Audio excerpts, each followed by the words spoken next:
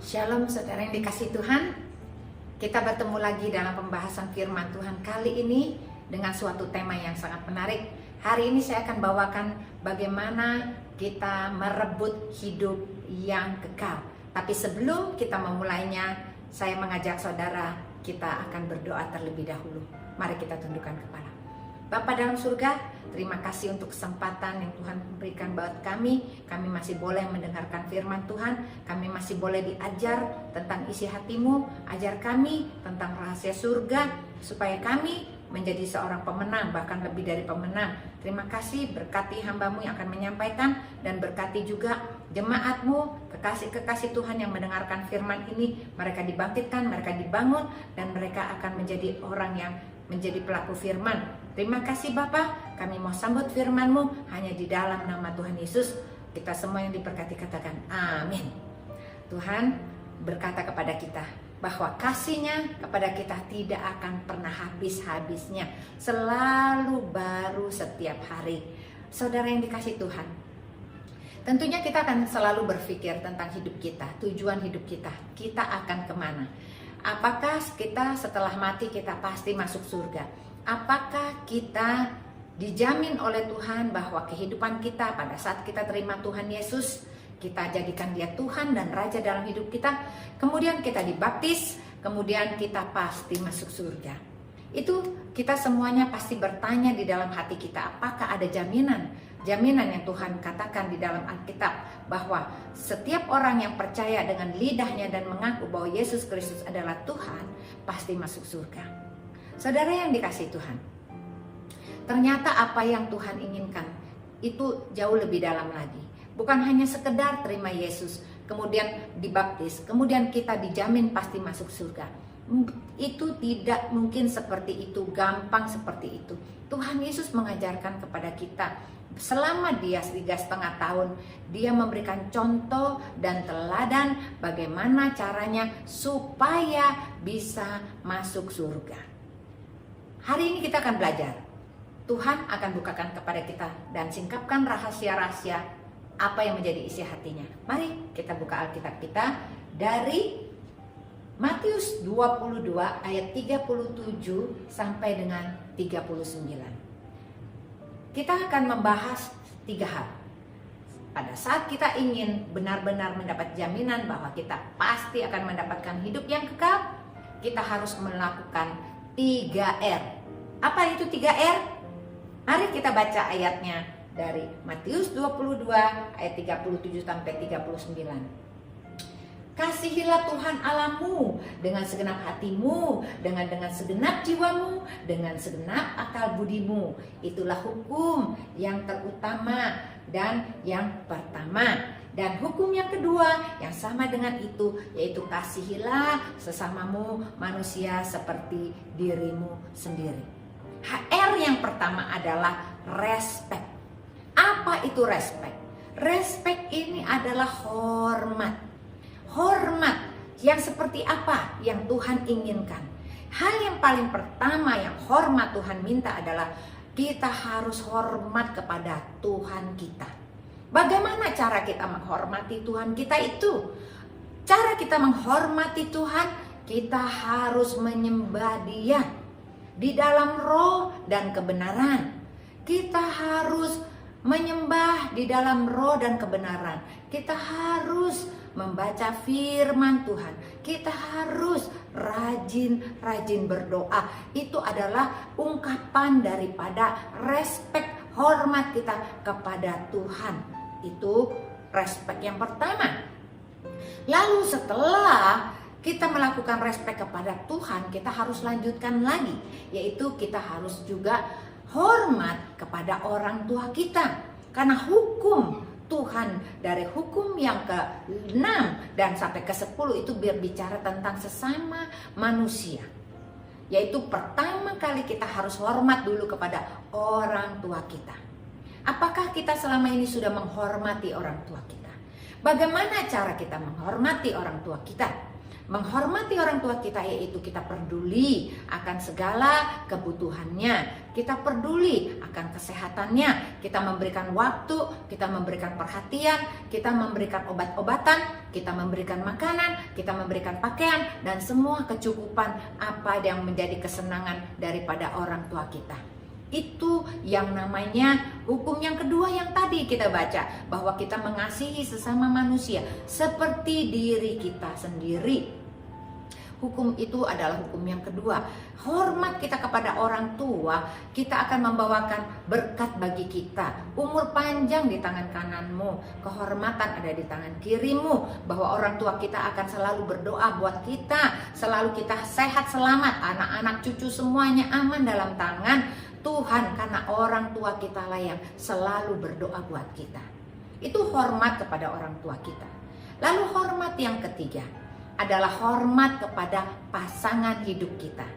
Kalau engkau punya suami, engkau hormat kepada suamimu. Tidak masalah suamimu berbuat salah, dia lebih benar atau engkau lebih benar, tetapi hormat ini tetap harus diberikan yang utama.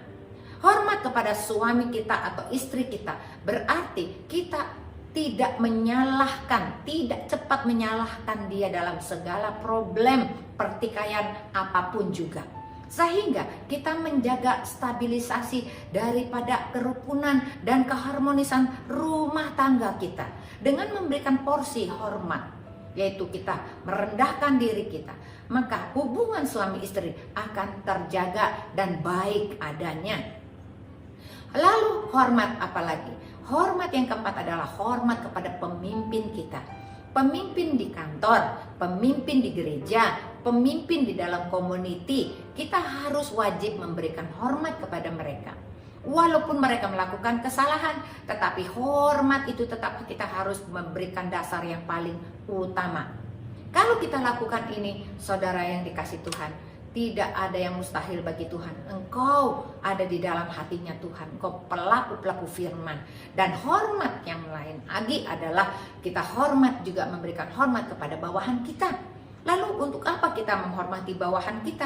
Dia kan kita gaji. Dia juga nggak selevel sama kita. Kita selalu berpikir I am the boss. Dan dia adalah pegawai saya. Kenapa saya harus menghormati dia? Dialah yang harus menghormati saya. Hormat yang dikatakan di sini adalah kita menghargai dia. Kita selalu melihat dia seperti sesama kita dengan bicara sopan santun. Kita tidak membentak-bentak dia atau menyuruh-nyuruh dia atau memukul dia bahkan seperti itu atau menghukum dia. Jangan kita lakukan seperti itu. Karena kalau kita melakukan respect yang Tuhan mau dalam 5 level ini, Tuhan yang menjadi melihat kita setiap hari, akan melihat perbuatan-perbuatan baik kita. Semua Tuhan akan catat di dalam kitabmu dan kitabku, yaitu kitab kehidupan. Itulah hal yang pertama, yaitu respect. Hal yang kedua, R yang kedua adalah responsibility. Apa yang dimaksud dengan responsibility? Responsibility adalah tanggung jawab. Kita bertanggung jawab atas tubuh kita. Tubuh kita ini adalah bait Allah, tempat Allah Roh Kudus berdiam di hati kita.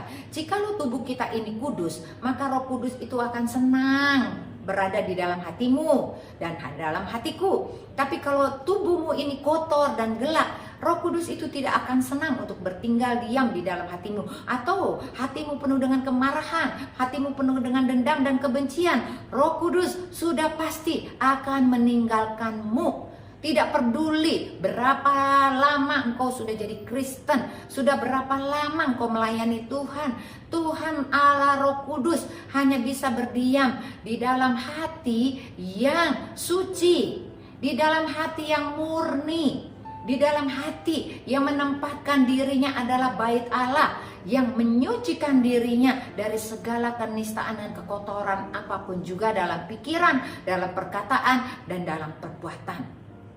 Mari kita lihat ayatnya. Yang dimaksud dengan responsibility adalah dari Roma 8 ayat 9 mengatakan begini.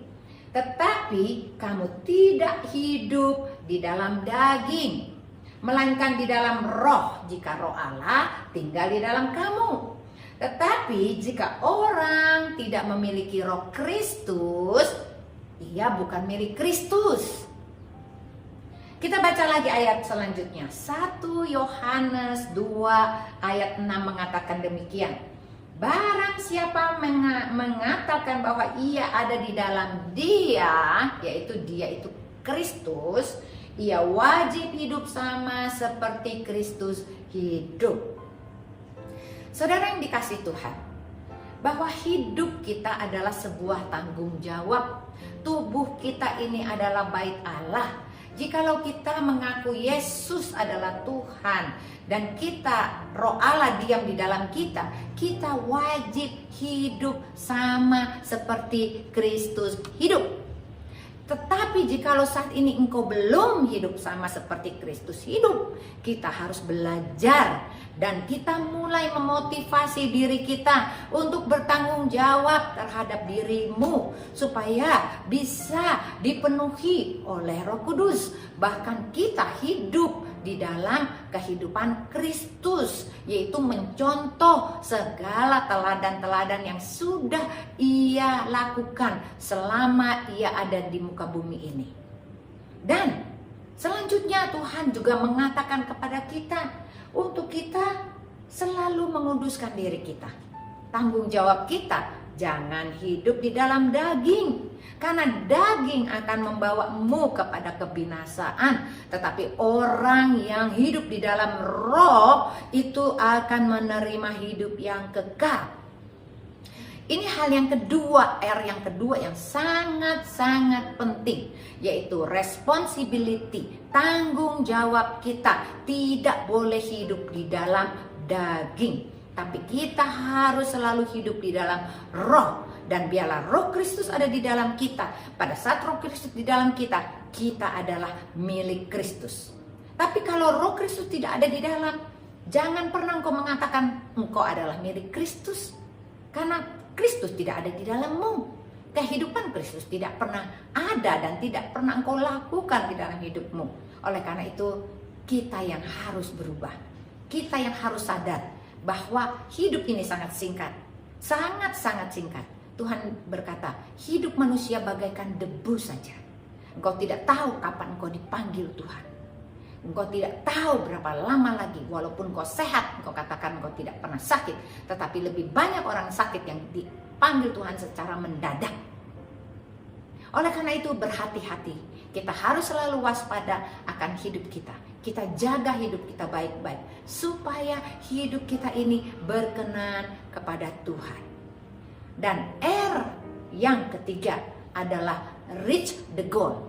Apa goal hidupmu dan hidupku? Bahwa hidup kita satu kali saja Tuhan berikan.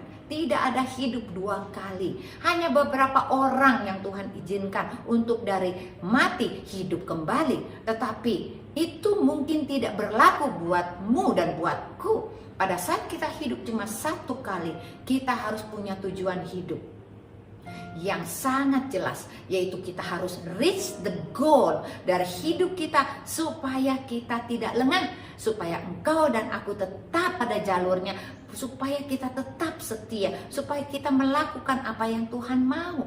Apa yang dimaksud dengan reach the goal? Mari kita baca ayatnya, kita simak bersama-sama.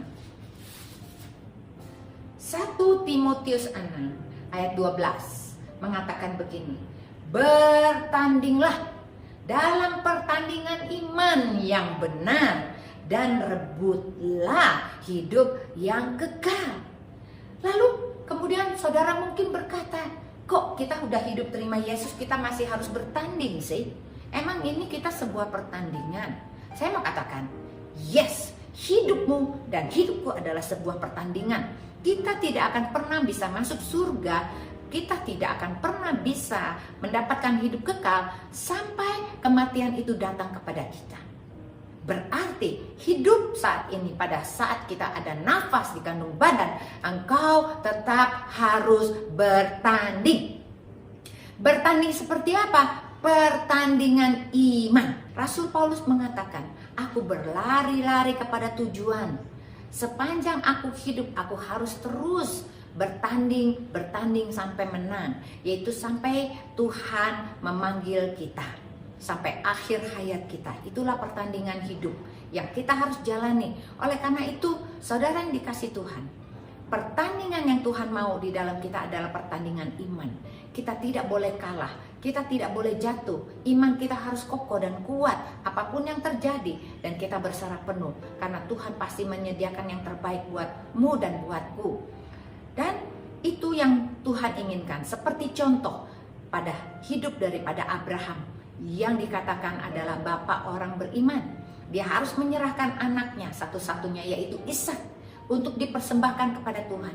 Tetapi Abraham sangat-sangat percaya bahwa Allah yang memberikan Ishak bisa juga akan mengambil Ishak, kemudian memberikan Ishak yang baru buat Bapak Abraham. Berarti dia sungguh-sungguh percaya Allah yang memberi, Allah juga yang mengambil, kemudian juga Tuhan Allah Bapa yang bisa menciptakan kembali untuk memberikan anak yang baru bagi Abraham. Abraham itu sungguh-sungguh percaya kepada Allah Bapaknya. Oleh karena itu, itulah pertandingan iman yang sudah dinyatakan di dalam kehidupan Abraham dan juga dinyatakan di dalam kehidupan Rasul Paulus. Harusnya kita mengikuti, karena Rasul Paulus itu tetap teguh di dalam imannya, walaupun dia dianiaya, dipenjara, diapakan, tetapi dia tetap teguh sampai akhir hidupnya. Dia sudah mengakhiri pertandingannya dengan baik. Lalu ayat selanjutnya mengatakan bahwa kita harus merebut hidup yang kekal. Kenapa kita harus rebut? Karena hidup kita, hidup kekal yang ada di tangan kita, ini setiap saat bisa diambil oleh musuh kita. Siapakah musuh kita? Yaitu iblis. Iblis selalu ingin menjatuhkanmu sehingga rumah tanggamu ambruk, sehingga engkau tidak lagi mengikuti firman Tuhan. Engkau tidak lagi bisa rekonsiliasi dengan suamimu atau dengan istrimu. Terjadi pertikaian besar-besaran walaupun engkau sudah tahu tentang firman Tuhan. Oleh karena itu, biarlah kita rebut hidup kekal ini untuk saling mengalah satu dengan yang lain. Kita melakukan kebaikan demi kebaikan, sehingga apa yang Tuhan maksudkan, yaitu kita menerima kehidupan yang kekal, pasti terjadi dalam hidupmu dan hidupku. Saya tutup dengan ayat penutup selanjutnya. 1 Timotius 6 ayat 18 dan 19 mengatakan begini. Peringatkanlah agar mereka itu berbuat baik, menjadi kaya dalam kebajikan, suka memberi dan membagi, dan dengan demikian mengumpulkan suatu harta sebagai dasar yang baik bagi dirinya di waktu yang akan datang untuk mencapai hidup yang sebenarnya. Pada saat kita mau berbuat baik, kita kaya dalam kebajikan, kita kaya di dalam hal memberi dan membagi, kita sebetulnya sudah mengumpulkan harta kita di surga, harta yang tidak akan habis oleh karat dan ngengat. Itu adalah jaminan daripada kehidupan kekalmu dan kehidupan kekalku. Oleh karena itu, peganglah baik-baik, pegang erat-erat. Kehidupan kekalmu tidak boleh direbut oleh musuh, dan kita harus bertanding dengan sungguh-sungguh setiap hari dalam pertandingan iman. Imanmu tidak akan pernah goyah walaupun apapun yang akan terjadi di dalam kehidupanmu. Ada badai, ada sakit, imanmu tetap teguh dan kuat. Saudara yang dikasih Tuhan, 3R yang hari ini kita pelajari, yaitu pertama adalah respect. Hormat kita kepada alam Bapa kita, kepada orang tua, kepada pasangan, dan kepada pemimpin, dan juga kepada sesama manusia. Kita harus lakukan. Kemudian responsibility, yaitu kita tidak boleh hidup di dalam daging, tapi kita hidup di dalam roh. Pada saat kita hidup dalam roh, Roh Kristus ada di dalam kita, dan kita menjadi serupa dengan Dia di dalam tingkah laku dan perbuatan kita. Dan R yang ketiga adalah reach the goal. Kita mencapai tujuan hidup kita dengan kita bertanding sampai akhir dalam pertandingan iman. Dan kita harus merebut hidup yang kekal, supaya hidup yang kekal ini tidak bisa direbut oleh musuh. Dan kita melakukan banyak kebaikan, banyak kebajikan, banyak memberi, banyak membagi, maka kita akan menjadi kaya. Kekayaan yang kita kumpulkan adalah kekayaan kita di surga. Maka engkau dan aku, namamu dan namaku tercatat tercatat di surga. Dan kita semua akan selamat, kita akan memperoleh hidup yang kekal. Dan kita akan menantikan sampai Tuhan Yesus datang kembali kedua kalinya. Mari saudara, saya ajak saudara untuk berdoa sebelum kita tutup. Bapa dalam surga, terima kasih untuk firman-Mu yang Kau berikan buat kami, supaya hari ini kami belajar bagaimana kami akan terus mempunyai dan memiliki hidup yang kekal. Memiliki hidup yang kekal berarti kami harus melakukan 3R, yaitu kami memberikan respect, hormat kepada Bapa di surga, hormat kepada orang tua, hormat kepada suami atau istri kita, hormat kepada pemimpin dan sesama kita. Tuhan berkati semua yang mendengarnya, supaya kami semua boleh belajar untuk bisa melakukan semuanya ini. Dan kami juga mau berdoa supaya kami bisa melakukan responsibility, yaitu tanggung jawab terhadap tubuh kami, bahwa tubuh kami ini adalah bait Allah. Kami tidak boleh hidup di dalam daging, tapi kami hidup dalam roh, sehingga roh Kristus ada di dalam kami.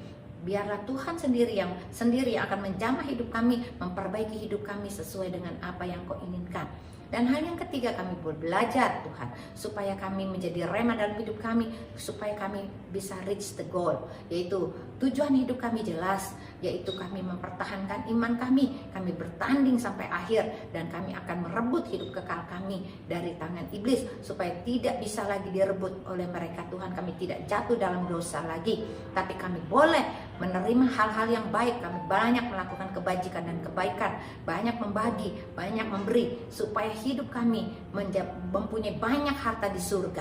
Terima kasih untuk firman-Mu. Meteraikan firman-Mu dalam hati kami masing-masing, supaya kami menjadi pelaku-pelaku firman.